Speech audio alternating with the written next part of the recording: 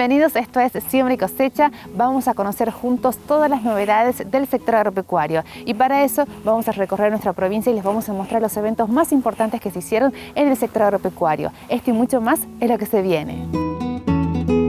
Hoy de nuevo acá con una charla sobre manejo de malezas, estrategia de manejo de maleza. A pesar de que la quema está muy influenciada por las condiciones climáticas, en términos generales podemos decir que está disminuyendo y eso en parte, creo yo, a la concientización tanto del sector productivo como de la sociedad. Una parte fundamental para poder hacer una buena plantación es romper aquellas capas compactadas que puedan haber en el lote y poder lograr una buena preparación de suelo. La Estación Experimental Agroindustrial Obispo Colombres sigue realizando su ciclo de capacitaciones junto a empresas auspiciantes. Lo realiza bajo la modalidad virtual y presencial. Y en esta ocasión les vamos a mostrar una jornada sobre caña de azúcar que se realizó en el sur de Tucumán, en Santa Ana. Allí se habló acerca de cómo realizar una buena plantación y una buena cosecha de caña de azúcar, considerando también cómo incide en nuestra provincia la quema de los cañaverales. Sobre este tema vamos a hablar a continuación.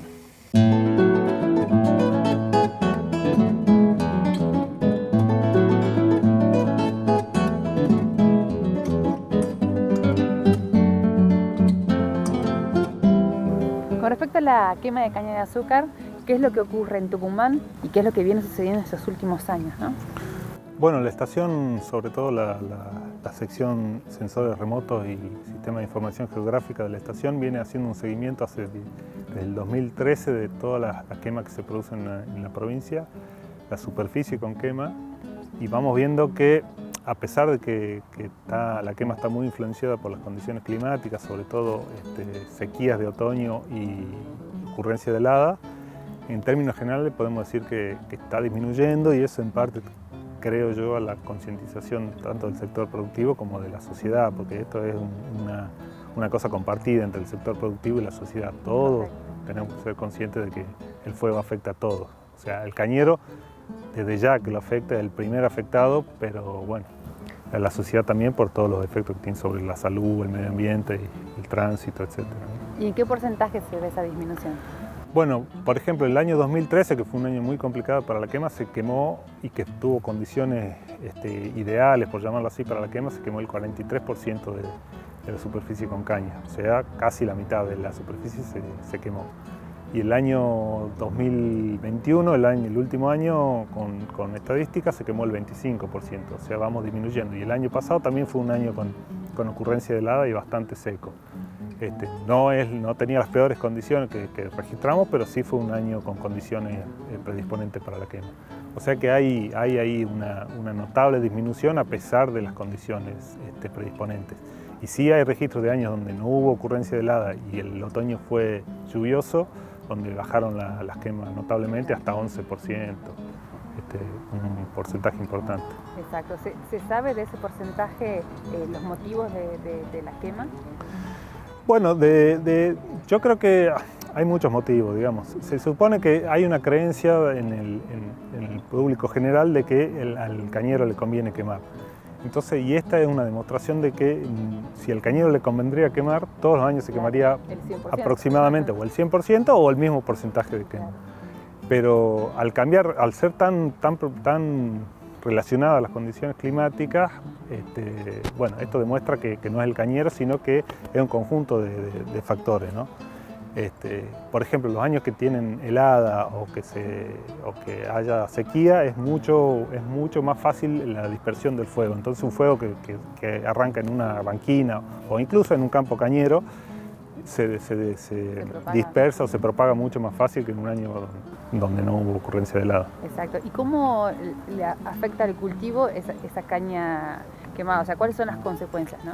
Bueno, justamente este año estamos haciendo un seguimiento de lotes que fueron quemados, parcialmente, entonces que tienen el mismo lote, para no meter variabilidad, el mismo lote tiene una parte quemada y una parte no quemada. Y notamos, por ejemplo, en lotes del este de la provincia que hay hasta una disminución del 90% de la producción del lote, o sea, prácticamente en una parte que no se quemó se cosecha y en la parte que se quemó no se cosecha porque ya no hay caña. Es en una quema tardía, y en una quema temprana por lo menos la mitad de la producción se pierde por quema, por solamente quemar el rastrojo. No estamos hablando de quema de caña en piedra. Se quemó el rastrojo en julio del año pasado y este año producí 50% menos en la zona quemada. O sea que para el cañero es una pérdida realmente importante.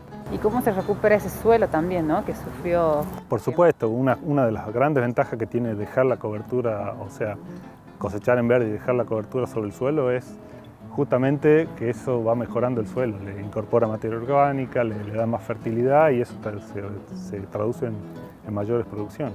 Bien. ¿Qué recomienda Juan? O sea, si tuvimos un lote que sufrió justamente la quema de una superficie, ¿qué recomienda? ¿Volver a plantar ahí o pasar otro cultivo? No, bueno, eso hay que ver cada situación, porque bueno, cada situación es distinta y por ahí si uno lo agarra en una etapa temprana del cañaveral, en una edad temprana, por ejemplo, soca 1, no sería bueno plantar de nuevo porque eso se recupera. Este año va a dar mal, pero el año que viene, si no se quema, se recupera. O sea que habría que analizar cada situación. Si hay una caña que va a decepe, por ahí sí se podría ya pensar en un decepe temprano.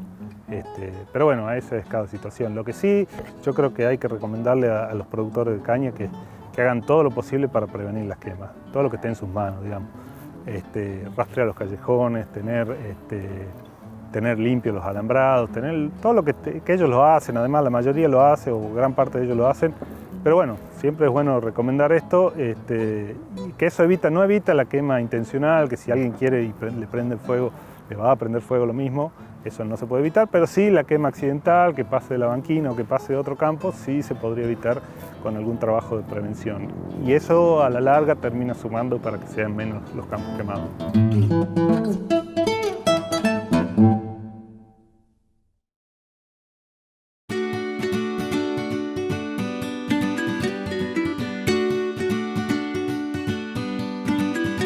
Sigamos compartiendo más información desde Santa Ana y desde esta jornada que realizó la Estación Experimental Agroindustrial Obispo Colombres. Y ahora vamos a hablar acerca de la importancia que tiene la buena preparación del suelo para poder lograr una plantación exitosa en este cultivo. Sobre este tema hemos conversado con el ingeniero Juan Romero.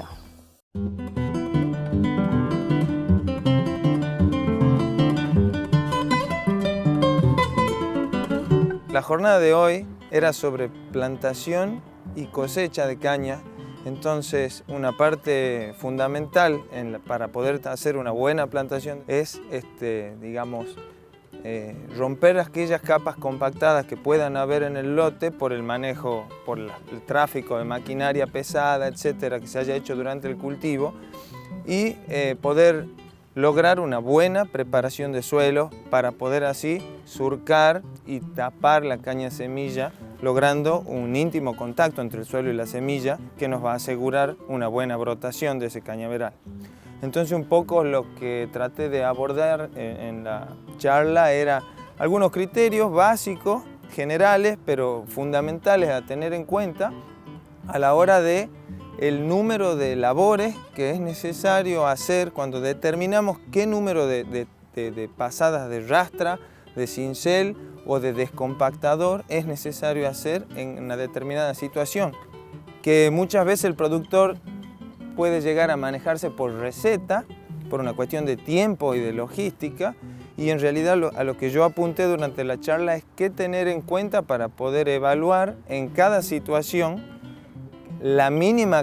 cuál es la mínima cantidad de labores necesarias para obtener un buen resultado, teniendo el menor gasto posible económico y de tiempo operativo. Y entonces en ese sentido, ¿qué tener en cuenta? Bueno, los aspectos claves, digamos, a tener en cuenta son, primero, la textura del suelo, del lote, y segundo, asociado a la textura, el nivel de humedad que tiene ese suelo al momento que yo quiero prepararlo.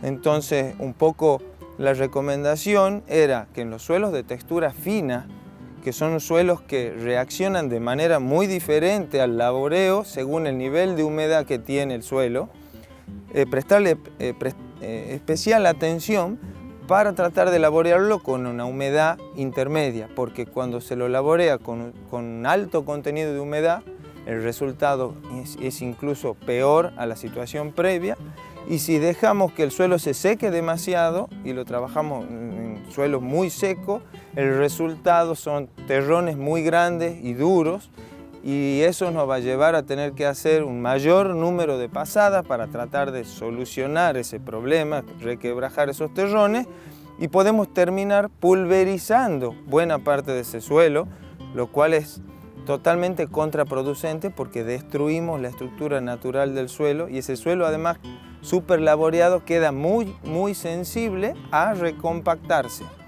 Entonces la idea es, sobre todo en esos suelos de textura fina,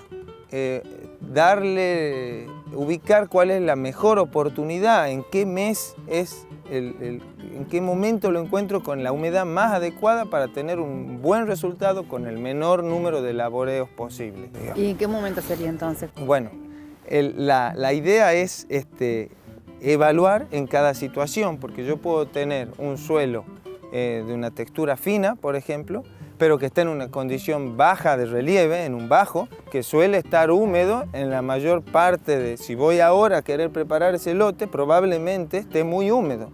Quizás sería mejor dejarlo para prepararlo en septiembre, por ejemplo. Entonces, en ese sentido, algunas de las alternativas que hemos tocado en la charla es, por ejemplo, los lotes que van a rotación con soja. Probablemente conviene hacer el laboreo profundo antes de la siembra de soja, y cuando ya voy, después de la cosecha de la soja, a preparar suelo para la plantación de caña, ya no necesito hacer el laboreo profundo en un momento en donde, si estoy en zonas con riesgo de helada, lo mejor que puede pasarme es adelantar el inicio de la plantación. Y a su vez yo así, si el laboreo profundo lo hago antes de la siembra de soja, septiembre por ejemplo, puedo estar realizando esa tarea con el nivel de humedad más adecuado para obtener un buen resultado. Perfecto. Cuando hablas de profundidad, ¿hasta cuánto puede el productor avanzar en el laboreo? Bueno, en general, con las herramientas que en general disponemos en el medio cañero, como máximo podemos llegar hasta una profundidad de 45 centímetros, 40 centímetros cuando hacemos una tarea de descompactación, que no significa que siempre haya que hacerlo. El descompactado es una tarea cara y que se justifica cuando tenemos capas duras en una profundidad que exceda, por ejemplo, la profundidad de un cincel. Yo con un cincel puedo preparar bien el suelo hasta una profundidad de 30 centímetros.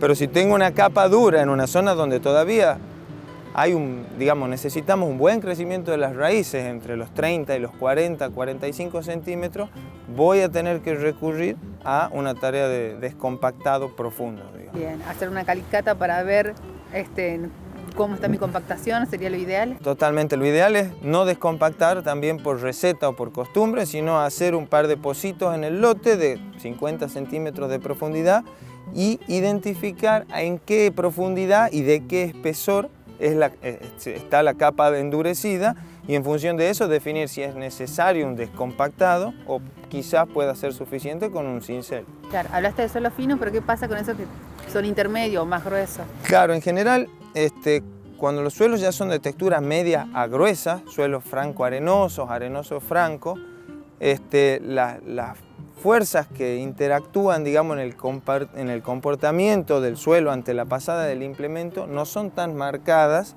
y entonces tenemos una ventana de humedad más amplia para hacer un buen laboreo. Entonces son suelos más fáciles de laborear con distintos contenidos de humedad. Lo ideal siempre es no hacerlo ni muy húmedo ni muy seco, pero tenemos una ventana más amplia y por eso el momento ideal para hacerlo, digamos que los podemos encontrar con mayor facilidad a lo largo del periodo destinado a preparación del suelo. Por eso mi recomendación fue, sobre todo, pensar primero en los suelos de textura fina, ubicar el mejor momento para preparar esos lotes y darle prioridad, y los lotes de textura más gruesa lo acomodamos en el resto de nuestro tiempo, digamos, disponible.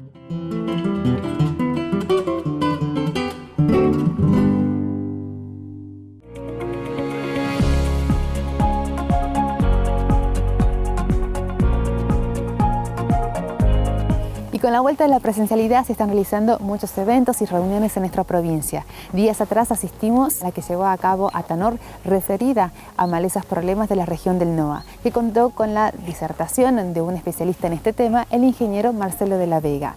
También la empresa presentó allí su portfolio de productos, así que ahora les presentamos un resumen de todo lo que se desarrolló.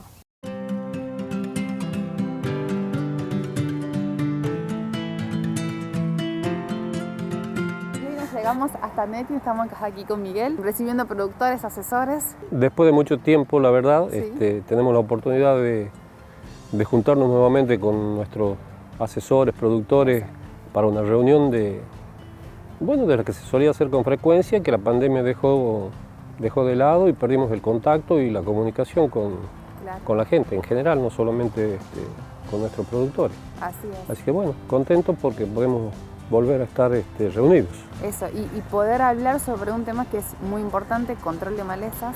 Sí, y con un profesional de primera línea como es el ingeniero de la Vega, un gran referente en la zona, exactamente. Hoy de nuevo acá estamos en Netiu con una charla sobre manejo de malezas, estrategia de manejo de malezas. Vos sabés que estos últimos años el manejo de malezas se ha vuelto muy complicado. Han entrado a jugar muchos herbicidas que eran viejos, pero son nuevos para la nueva estrategia de manejo, debido a la resistencia herbicida que han aparecido. Hoy ha llegado a tal punto que cada lote necesita un manejo diferente, dosis diferente, estrategias de herbicida diferentes, donde juegan desde el doble golpe, el overlap que estamos usando, los preemergentes, manejos de varios preemergentes. Ya hoy cada lote necesita un estudio, estudiar la historia del lote y hacer un planteo, una estrategia para cada campaña. Yo justamente lo que quería expresar, lo que quería transmitir es posiblemente la placa final, que era pensar diferente, ¿no? Entonces, cómo los sistemas van cambiando. Y hace 30 años atrás, 40 años atrás usábamos mucho herbicida preemergente y después dejamos de usar herbicida preemergente y hoy volvemos a usar herbicida preemergente. Y yo le hacía una propuesta de un solapamiento de herbicida o un overlapping, de poner dos grupos de herbicidas para tratar de no ir a la posemergencia. Entonces hablamos un poco del momento oportuno y en ese momento oportuno ver la dinámica poblacional que salió también de un poco de los estudios apoyados por la actividad privada de los CREA en su momento, con Karina Cabrera y un grupo de chicos que hicieron todo un estudio de dinámica durante muchos años, y entonces a partir de eso podemos saber cuándo están naciendo las malezas y entonces los momentos oportunos de actuar y en las distintas cortes, ¿no? Creo que eso fue interesante, que poder transmitir todo esto, de usar esa dinámica poblacional para entender el funcionamiento de la maleza y saber cuáles son los momentos oportunos de controlarla. En ese sentido, porque se puede fracasar en la aplicación y quizás no sea por el producto, sino porque justamente se lo hizo en el momento inadecuado. Bueno, en eso le ponía hincapié en una encuesta que me pareció muy interesante, que se había hecho en Estados Unidos hace como 10 años, donde le preguntaban a los productores cuál era la principal dificultad en controlar malezas resistentes o malezas robustas, duras, ¿no? Y entonces la gran mayoría de los productores, lo que ganó en la encuesta era uso lo mejor y no funciona. Entonces, ¿por qué si uso lo mejor no funcionó? Y porque los ambientes son diferentes. Es decir, nosotros tenemos el sistema granario nuestro, podríamos decir que va desde el sur de la provincia de Buenos Aires hasta el departamento de Rivadavia, donde tenemos ambientes tan disímiles en cuanto a suelo, materia orgánica, textura, humedad relativa, temperaturas, precipitaciones, y entonces nosotros estamos poniendo una gotita muy chiquitita, ¿no? Que es algo tan pequeño que mide 200 micrones, ¿no? La quinta parte de 1 milímetro. Lo estamos mandando a ese ambiente tan hostil, con una temperatura por ahí alta, con una humedad relativamente baja, que puede significar la muerte de esa gota, ¿no? Entonces nos llega al sustrato, y entonces creo que sobre todo que el técnico, ¿no? Que el técnico es la gran importancia que tiene en la toma de decisiones y cómo ir modificando las condiciones de aplicación o de colocar ese producto en el blanco para que realmente si usé lo mejor funciona. Claro, y hoy hay herramientas muy efectivas, ¿no? En el mercado. Sí, bueno, tenemos productos químicos efectivos, tenemos cultivos de cobertura, es decir, que yo creo que tenemos un montón de herramientas, hasta herramientas mecánicas que no causan un disturbio en el suelo, ¿no? Como esas rastras de cadena que producen el descansado de la maleza sin la necesidad de una inversión del pan de tierra. Tenemos tecnología de aplicación que lleva a que podamos aplicar solamente donde está la maleza presente, que sería todo esto que lectores, ¿no es cierto?, que van leyendo el suelo y donde encuentran una maleza abren los picos y solamente se aplica ahí, que hasta ambientalmente son muy apropiados porque se gasta menos producto, se usa menos producto y se usa solamente donde está la maleza. Tenemos la biotecnología que nos va dando plantas con cierta tolerancia o resistencia a ciertos herbicidas que antes no lo podíamos usar en los cultivos y ahora sí.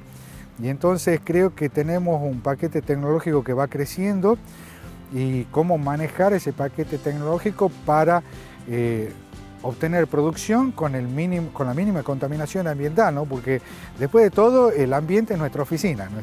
La oficina del ingeniero agrónomo es el ambiente, así que más que nosotros nadie quiere cuidar ese ambiente, ¿no? ¿Cuál es la propuesta, Álvaro, de Atanor para poder realizar el control de malezas en barbecho? Mira, básicamente para lo que es la zona tenemos un grupo de soluciones para el control de las malezas, específicamente hablando. Para lo que es el control en barbechos contamos con un grupo de herbicidas específicos de 2,4-D que cubren todo el espectro de control de malezas de hoja ancha, tanto coniza, que es una maleza problemática de la zona, como otras malezas. Dentro de las soluciones de 2,4-D, nuestros herbicidas presentan una característica especial, que presentan baja deriva y baja volatilidad, entonces eso le confiere características propias debido a los adherentes, a los surfactantes, a los adyuvantes que tiene el formulado, que le va a conferir justamente una baja deriva y una baja volatilidad a estos formulados. Esto es tanto para Herbifene Advance, que es nuestro 2,4-D etilexil, tanto para Crinduo, que es nuestro 2,4-D en formulación de sal, como así también el 2,4-D nuestro Jaspec, que es nuestro formulado de 2,4-D en formulación ácido, al 30% de concentración. Más allá de estos, que son específicos para el control de hoja ancha, también tenemos dos formulados de glifosato, uno en formulación líquida y uno en formulación sólida, Power Max y Power Plus, que nos permiten el control de, es un glifosato, es un herbicida selectivo justamente para los cultivos que son tolerantes, pero es un herbicida total ampliamente conocido ya. Y después, como un complemento, también contamos con nuestro dicamba, que también es una formulación que presenta baja deriva y baja volatilidad, y es un dicamba diglicolamina, es decir, que es un dicamba que presenta muy baja volatilidad y no vas a tener problemas de deriva en lo que sean el ambiente en sí. También quería mencionarte que contamos con un formulado que ha sido lanzado recientemente en el mercado, reformulado justamente, y que es una mezcla de glifosato y de 2,4-D. Este formulado tiene como ventaja que es un producto de banda toxicológica azul. Es muy, es amigable relativamente hablando con el medio ambiente, entonces nos va a permitir realizar aplicaciones en todo lo que sean áreas sensibles o espacios justamente cercanos a periurbanos, justamente considerando todo lo que sean las legislaciones y las ordenanzas. Entonces, este coformulado también nos va a permitir su aplicación en todo lo que sean barbechos y de hecho para eso tiene registro. Y al margen de ello, tenemos herbicidas justamente que tienen residualidad, que podría mencionarte por un decir atracina. Nosotros contamos con atracina en formulación líquida como en formulación sólida, que sería TRAC 90 y TRAC 50. También contamos con un arsenal de productos residuales ya más específicos para todo lo que es barbechos cortos. Contamos con flumioxacin, sulfentrazone, diclosulam y otra serie de moléculas.